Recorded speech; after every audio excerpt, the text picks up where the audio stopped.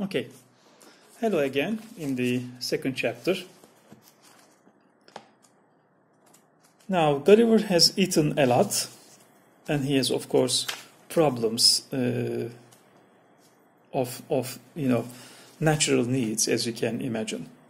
When I found myself on my feet, this is the very first sentence of the second chapter.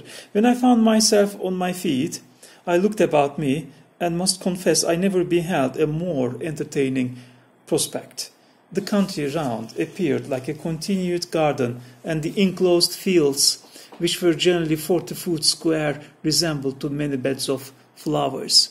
So he stands up for the first time and he looks around himself and he sees that the country is, very tiny. These fields were intermingled with woods of half a stang, and the tallest trees, as I could judge, appeared to be 7 feet high. I viewed the town on my left hand, which looked like the painted scene of a city in a theatre.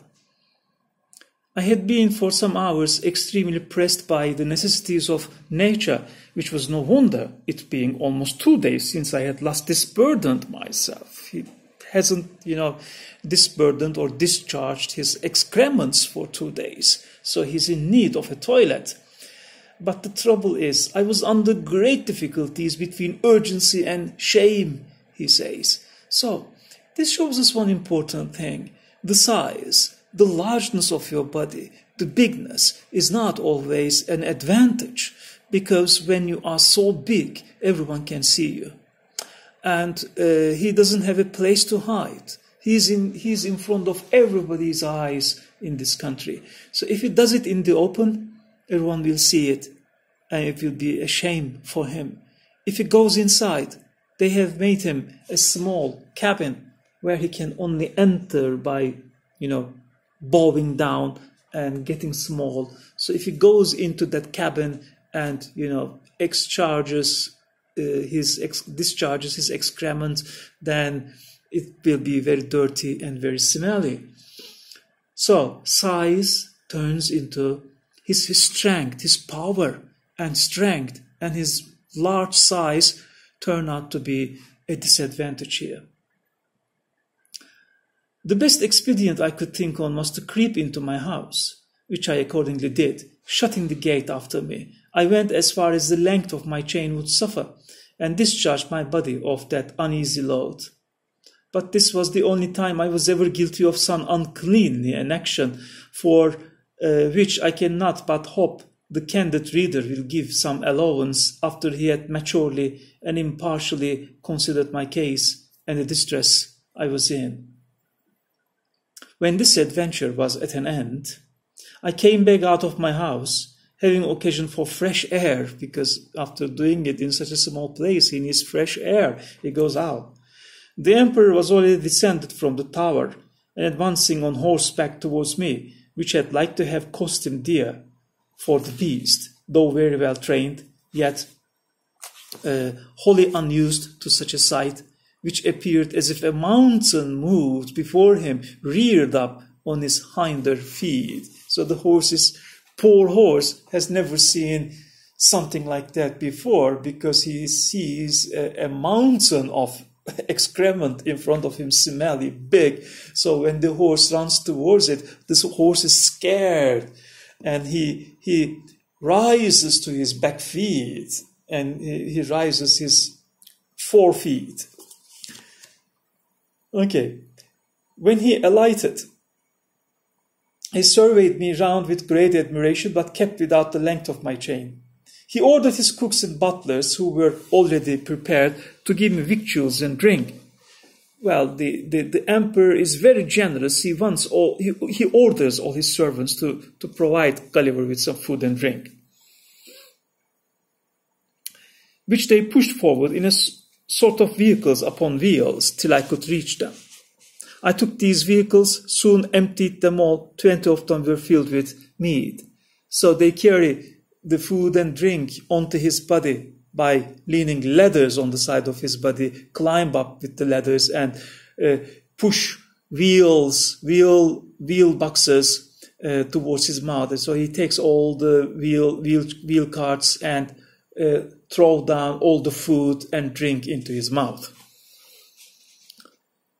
Okay, and he describes his dress, and the Majesty, the Emperor, takes him to his court, to the palace, and takes him to the court meeting where Gulliver meets the priests and the princes of this country, the rulers of this country, the ruling class of this country. There were several of his priests and lawyers present who were commanded to address themselves to me, and I spoke to them in as many languages as I had the least smattering of, which were High and Low Dutch, Latin, French, Spanish, Italian, and lingua franca, but all to no purpose. After about 2 hours, the court retired, and I was left with a strong guard to prevent the impertinence and probably the malice of the rabble, who were very impatient to crowd about me as near as they durst. Some of them had the impudence to shoot their arrows at me as I sat on the ground by the door of my house, whereof one very narrowly missed my left eye. But the colonel ordered 6 of the ringleaders to be seized, and thought no punishment was so proper as to deliver them bound into my hands, which some of his soldiers accordingly did, pushing them forwards with the butt ends of their pikes into my reach. I took them all in my right hand, put 5 of them into my pocket, and as to the 6th, I made a countenance as if I would eat him alive. So he catches 4 or 5 of these tiny men, in one of his hands, and puts 4 or 5 of them into his pocket to show them his power, and takes one of them into his hands and indicates that he can eat him to scare him off. The poor man squealed terribly, and the colonel and his officers were in much pain, especially when they saw me take out my penknife. But I soon put them out of fear, for, looking mildly, immediately cutting the strings he was bound with, I set him gently on the ground, and away he ran. Towards night, I got with some difficulty into my house, where I lay on the ground and continued to do so about a fortnight, during which time the emperor gave orders to have a bed prepared for me. 600 beds of the common measure were brought in carriages. So to make him a bed, they need 600 of their beds. Imagine Gulliver's size here. These were 4 double, which, however, kept me but very indifferently from the hardness of the floor. That was of smooth stone. By the same computation, they provided me with sheets, blankets, and coverlets tolerable enough for one who had been so long inured to hardships as I. In the meantime, the emperor held frequent councils to debate what course should be taken with me. And I was afterwards assured by a particular friend, a person of great quality, who was looked upon to be as much in the secret as any, that the court was under many difficulties concerning me. They apprehended my breaking loose, that my diet would be very expensive and might cause a famine. So in the court, they discuss about, in the council, they discuss about what to do with Gulliver, because he's huge and he's eating a lot, and his diet, the way he eats, he consumes as much food as would be enough for hundreds of Lilliputians on one day. So therefore, his diet might cause a famine, a starvation in the country.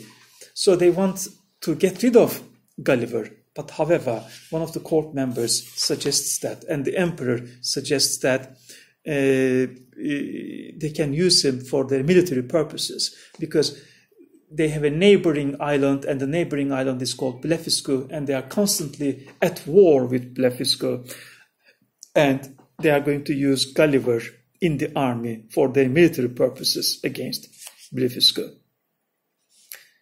On the next page, same paragraph, we began already to converse together in some sort.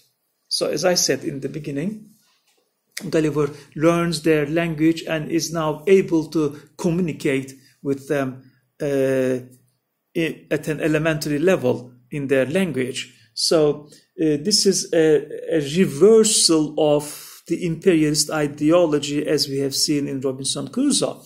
In Robinson Crusoe, Robinson was not trying to learn the language of the local people, but he was teaching them his language. But Gulliver is different. He's not trying to teach his language to those people, but he learns their language. He doesn't try to change those people, but he adapts himself to that country. We began already to converse together in some sort, and the first words I learned were to express my desire that he would please to give me my liberty, which I every day repeated on my knees. His answer, as I could apprehend it, was that this must be a work of time, not to be thought on without the advice of his counsel, that first I must lumos kelmin peso desmar lon emposo, that is, swear peace with him and his kingdom.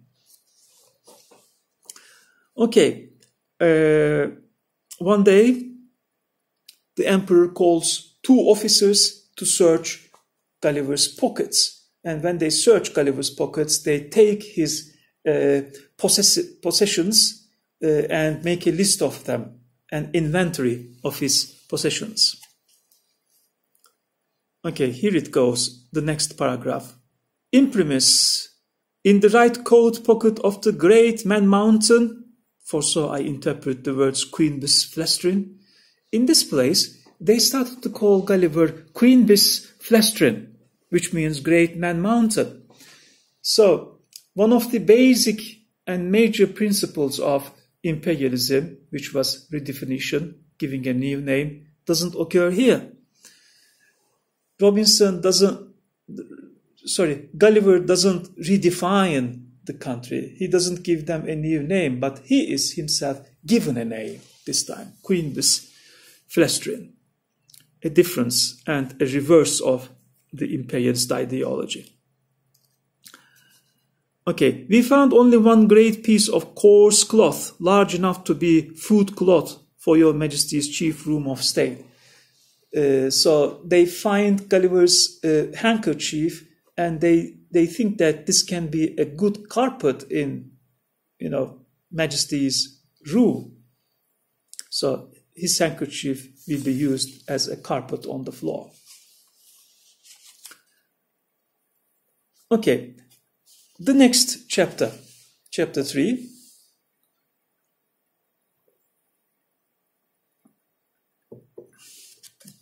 My gentleness and good behavior had gained so far on the emperor and his court, indeed upon the army and people in general, that I began to conceive hopes of getting my liberty in a short time.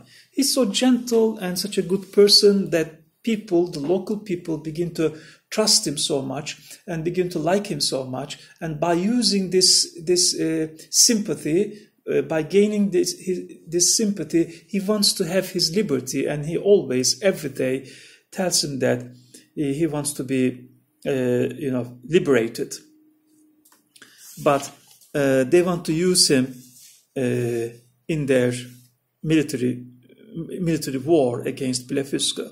Several pages, Gulliver talks about the entertainment style of those people and the social life of the country. And about 5 or 6 pages later, there's a paragraph that begins by saying, Golbasto momaren evlame gordilo shefin muli uli gu, in their language, which means, most mighty emperor of Lilliput, delight and terror of the universe, whose dominions extend 5,000 blastrugs. Blastrugs is a measurement system which is about 12 miles in circumference.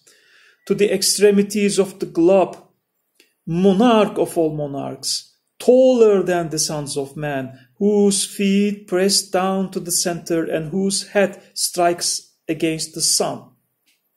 So, the smaller you are, the larger you describe yourself.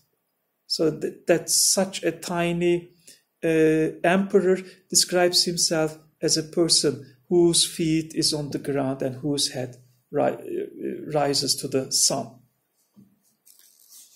At whose knot the princes of the earth shake their knees, pleasant as the spring, comfortable as the summer, fruitful as autumn, dreadful as winter. So he is a very scary person. Now, the officers give Gullivers some rules. First rule, the Man Mountain shall not depart from our dominions without our license under our great seal, and he shall not presume to come into our metropolis without our express order, at which time the inhabitants shall have 2 hours warning to keep within their doors. So Gulliver will not leave the capital without informing the emperor, and he will not walk in the metropolises, in the cities, without telling them beforehand, so that all the people will go indoors, not to be, squashed under his feet. Third rule, the said Man Mountain shall confine his walks to our principal high roads, not offered to walk or lie down in a meadow or field or corn. Fourth, as he walks the said roads, he shall take the utmost care not to trample upon the bodies of any of our loving subjects. Fifth, if an express requires extraordinary dispatch, the Man Mountain shall be obliged to carry in his pocket the messenger and horse a 6 days' journey once in every moon, and return the said messenger back, if so required, safe to our imperial presence. So they will use him as a messenger because he can walk faster than anybody, and he can go the distant places more quickly than anybody else in this country because he is huge. This is why he's going to be used as a messenger. He shall be our ally against our enemies in the island of Blefuscu, and do his utmost to destroy their fleet, which is now preparing to invade us. So wonderfully, he is described as a military weapon against their enemy. 8. That the said Man Mountain shall, in 2 moons' time, deliver in an exact survey of the circumference of our dominions by a computation of his own paces around the coast. What they want him to do is to walk around the island to take the measurement of their country and to make a map of the country. Lastly, upon his solemn oath to observe all the above articles, the said Man Mountain shall have a daily allowance of meat and drink sufficient for the support of 1,728 of our subjects. So on one day he eats food which is enough for 1,728 Lilliputians. He finishes them. I swore and subscribed to these articles which great cheerfulness and content, although some of them were not so honorable as I could have wished, which proceeded wholly from the malice of Skyresh Bolgolam, the High Admiral. Okay, this is the end of Chapter 3. I will continue with Chapter 4 tomorrow. Okay, thank you for joining. See you tomorrow.